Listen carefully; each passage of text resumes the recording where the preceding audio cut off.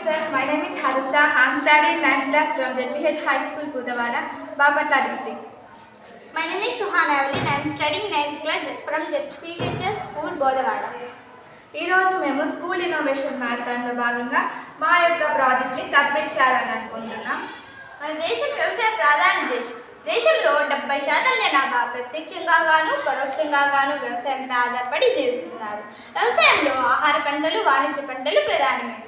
వాటిలో వాణిజ్య పంటలపై రైతులు ఆర్థికంగా సరిపడడానికి అనుకూలమైనవి. పొగాకు మన దేశంలో పండించే వాణిజ్య పంటలో ముఖ్యమైనది. పొగాకు మొక్కల్లో ఆకు వాణిజ్యపరంగా వినియోగించే ఒక భాగం. ఈ ఆకులను క్యూరింగ్ చేయడం చాలా ముఖ్యం. క్యూరింగ్ అనగా తేమను తొలగించడం. ఈ తేమను తొలగించుటకు 2 పద్ధతులను వినియోగిస్తారు. దాంట్లో ఆకులను గుచ్చుటకు ఆకులను తాళ సహాయంతో ముడివేసి కర్రకు కట్టి ఒక ప్రత్యేకమైన వేడిగా ఉండే గదిలోంచి క్యూరింగ్ చేయడం. రెండవది ఆకులను తాళ సహాయంతో గుచ్చి ఆ ఆకులను సూర్యరశ్మిలో క్యూరింగ్ చేయడం. రెండవ రకమైన పద్ధతిని మా ప్రాంతంలో ఎక్కువగా ఉపయోగిస్తున్నారు. ఈ విధానంలో ఆకులను గుచ్చుటకు పొడవాటి ఇనుప సూది, దానికి ఒకవైపు మొన, రెండవ వైపు వీలుగా దూచుకోవటకు పన్ను వంటి భాగం కలదు. ఈ దబ్బనంను వినియోగించే క్రమంలో రైతులు పడ్డ శ్రమని మేము ఈ ప్రాజెక్టుగా తీసుకున్నాము. సమస్య: ఈ విధానంలో సమస్య ఏమనగా ఆకులను మొక్కల నుండి వేరు చేసిన తర్వాత ఆ ఆకులను మధ్య వద్ద ఒక పొడవాటి సూదికి గుచ్చాలి.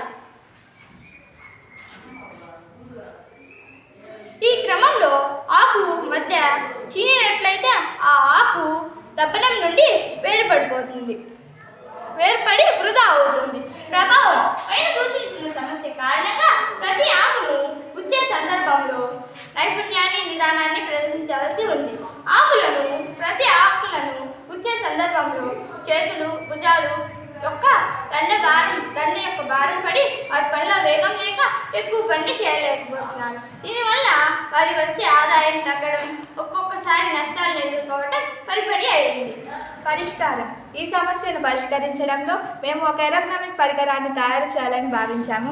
దీనిలో భాగంగా మా పరికరం యొక్క నమూనాని ఇక్కడ రూపొందించాము. ఇది చూడడానికి మనం కూర్చోడానికి ఉపయోగించే కుర్చీని పోలి ఉంటుంది. అయితే ఈ పరికరంలో 2 భాగాలు కలవు. ఒకటి సిట్టింగ్ భాగం, 2 వీపు ఆనుకునే భాగం. ఈ వీపు ఆనుకునే భాగానికి మాత్రం వెనుక వైపు సూది వంటి ఒక డబ్బలం ఉంటుంది. దీనికి కన్ను వంటి భాగం వెనుక కాకుండా ముందు వైపే ఉంటుంది. అయితే ఈ సిట్టింగ్ భాగం స్థిరంగానే ఉంటుంది. వీపు ఆనుకునే భాగం ముందుకు మాత్రమే కదులుతుంది. ఈ వీపు ఆనుకునే భాగానికి డబ్బలాన్ని తీయుట, మళ్ళీ తిరిగి అమర్చు విధానాన్ని ఏర్పాటు చేశాము. ఈ కదులని భాగంలోని సీటుని తీయుట, మళ్ళీ తిరిగి అమర్చు విధానాన్ని ఏర్పాటు చేశాము. ఈ పరికరంలోని అన్ని భాగాలు నిర్దేశించుకున్న ప్రకారం ఎటువంటి లోపం లేకుండా ఏర్పాటు చేశాము.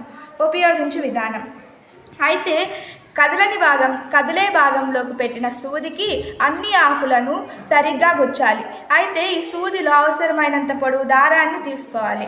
తర్వాత ముందు సూచించిన విధంగా ఈ కదిలే భాగాన్ని ముందుకు వంచి కదలని భాగంలోని చెక్కను తొలగించి ఈ సూదిని వెనక వైపు నుండి లాగడం ద్వారా ఈ దారం అన్ని ఆకులలో గుండా వెనక్కి వస్తుంది.